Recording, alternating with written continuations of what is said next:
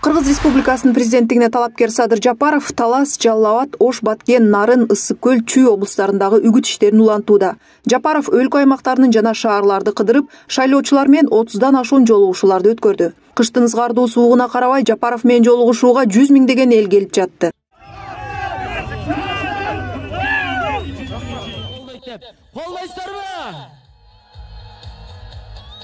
Бүгүнкү күндө бул менин жердешим же бул менин тууганым деген принцип боюнча эч ким добуш бербейт. Мамлекеттик кызматкерлердин билими жана тажрыйбасы ээлеген кызматына шайкеш келиши керек. Иш билген адамдар чогулганда гана өлкө алдыга жылат жана өнүгөт. Бул президенттикке талапкер Садыр Жапаровдун платформасында жазылган.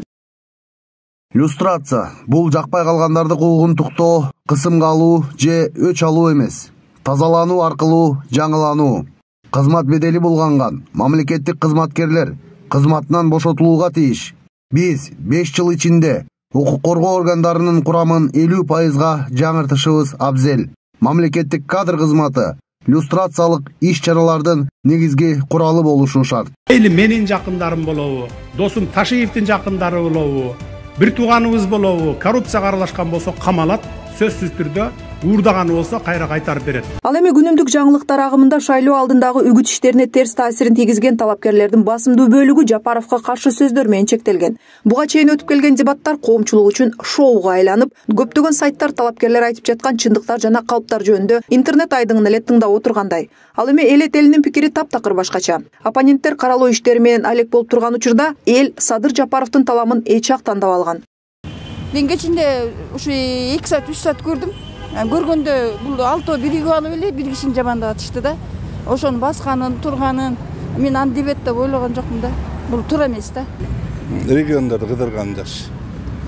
Дебатта эмне бири-бири менен айтышып, бири-биринин кемчиликтерин чукугандан башка эмне кылышмак эле. Андан көрө барып, элдин кандай проблемалары бар, ошолорду угуп, кийин президент болуп калса ошону чечкенге аракет кылыш керек. Билбейм, мен, например, терс карайм да дебаттаргачы. Бири-бирин каралап эле, бири-бирин неме кылып эле, ушундай бир билбейм, мага жакпайт дебаттар.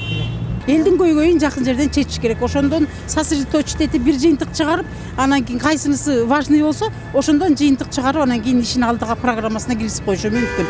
Буга чейин кечээ бир президенттер кыдырышкан, бирок элдер мынчалык мындай өзүнүн ички дүйнөсүн, өзүнүн проблемаларын эмнегедир айта алган эмес да. Азыр болсо ички арыз армандарын айтып атат эл.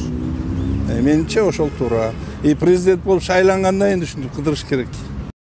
Дебаттын жыйынтыгы менен көзгө көрүнүктүү жеңүүчү аныкталган жок. Бир дагы оригиналдуу идея, программа айтыла элек. Бир дагы жаңы сунуш айтылган эмес. Жапаровду каралоо менен берилген убакыт өтүп кетти. Натыйжада талапкерлер электоратына кайрылуу убактысын оппоненттерди шыбоо менен гана чектелди. Мамлекетте мен кыргызча жооп берем.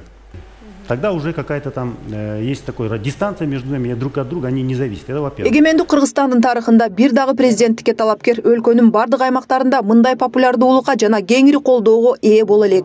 Жолугушуулар өткөрүлгөн стадиондор бардыгын батыра алган жок. Уюштуруучулар кошумча отургучтарды коюуга аргасыз болуп жатты.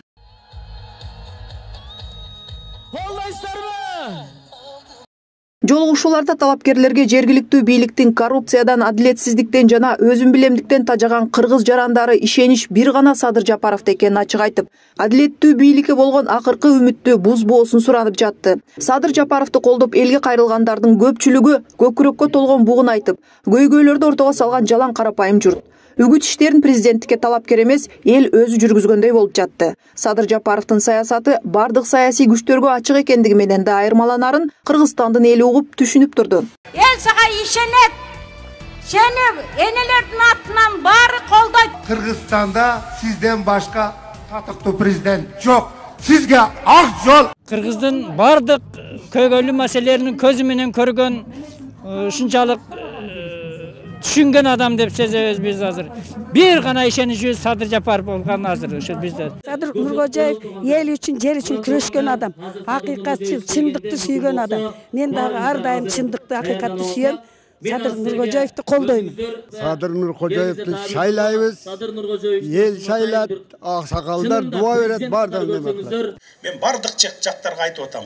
ким болбосун кандидат, кайсы кандидат болбосун кучак жайып тозуп алгыла, программасын уккула, татынакай узаткыла. Анан кийин көкүрөгүңөр менен программасына жараша, берген уадаларына жараша көкүрөгүңөр менен добушуңарды бергиле деп айтып атам. Садыр Жапаров элдик талапкер. Келечектеги президент. Талапкердин эл менен болгон бардык жолугушууларында да ушундай популярдуу болуп калган урааны угулууда. Садыр Жапаров элдин жаркын келечеги жана мекенибиздин өнүгүшү үчүн Кыргызстан элине кызмат кылууга даярмын деп ишендирди. Демек Кыргызстандын 30 жылдан бери ооз эки түрүндө айтылып келген эгемендүүлүгүнө жаңыдан эркин жол ачылды. Кыргызстан көп улуттуу, ынтымакты туу туткан өлкө. Келечекке биз ынтымак менен, биримдик менен барабыз. Азыр өзүңүздөр билгендей, шайлоо өнөктүгү жүрүп аткан мезгил. Мындайда ичи тар, жамандык издегендер да болбой койбойт экен. Андыктан башыбызды айланткан ар кандай каралоолорго, ушак айыңдарга маани бербестен, акыйкаты аныкталмайынча сабырдуу болгонубуз оң. Кыргызстан акыйкатты сүйгөн, калыстыкты кармаган, чындык үчүн жанын курман чапкан, эркин ойлогон өлкө. Биз демократиялык баалуулуктарга жогору баа беребиз. Калыс пикир, ачуу чындыкты угууга даярбыз. Сөз эркиндиги, адам укуктарынын корголушу кылымдар бою жашашы керек. Биз ушуну карманабыз. Садыр Жапаров жаңылануу үмүтүн кайтарган күчтүү жана эрктүү саясатчы экендигин таанууга болбойт. Ал элди жөнөкөйлүгү жана чынчылдыгы, ачык айкындуулугу жана күчтүү духу, ошондой эле элдин көйгөйлөрүн билгендиги менен багындырды.